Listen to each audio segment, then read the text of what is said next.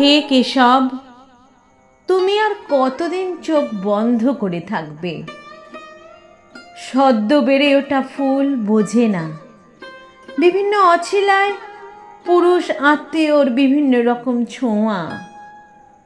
বিস্মিত কিশোরে জানে না এ ছোঁয়ার অভিসন্ধি কত গভীরে। কোচিং ক্লাসে, ভিড়ে ঠাসা বাসে, ট্রেনে অসহায় অবস্থায় বিভিন্ন বয়সের পুরুষ বিভিন্ন রকম ছোঁয়ায় লাম্পট্য প্রমাণ করে। সংশয় বুকে নিয়ে তিলোত্তমারা শির দাঁড়া শক্ত করে এগিয়ে চলে। শিক্ষাক্ষেত্রে, কর্মক্ষেত্রে পুরুষের চোখে চোখ রেখে দক্ষতা প্রমাণ করে। জং ধরা সমাজের বুকে প্রগতি উপহার দেবার আশায়। দিকে দিকে কাপুরুষের পাশবিক পৌরুষ জেগে ওঠে যখন তখন। ধর্ষিত হয় তিলোত্তমারা, জঘন্য হত্যার সাক্ষী থাকে সভ্যতা।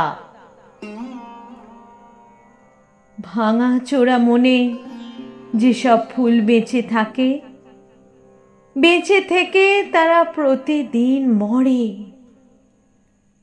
মেয়ে হওয়ার গ্লানি আজীবন বয়ে বেড়ায়। আধুনিক সভ্যতাকে ধিক্কার জানায় তার অন্তরাত্মা।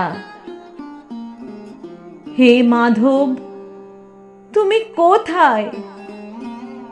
কৌতূহলী হস্তিনাপুর বোবা কালা উল্লাসে ফেটে পড়া দুর্যোধন দুঃশাসনের হাত থেকে দ্রৌপদীকে বাঁচিয়েছ ভরা সভায়।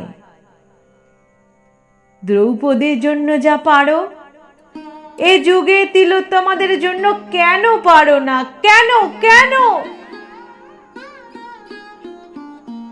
চোখ খোলো সারথি, আর কতদিন তিলোত্তমারা লোলুপ পুরুষের শিকার হবে?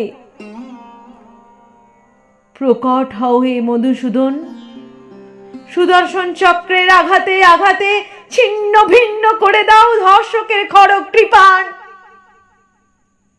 সারা জীবন জ্বলতে থাকুক ধর্ষক অনুতাপের আগুনে। সারা জীবন জ্বলতে থাকুক ধর্ষক অনুতাপের আগুনে।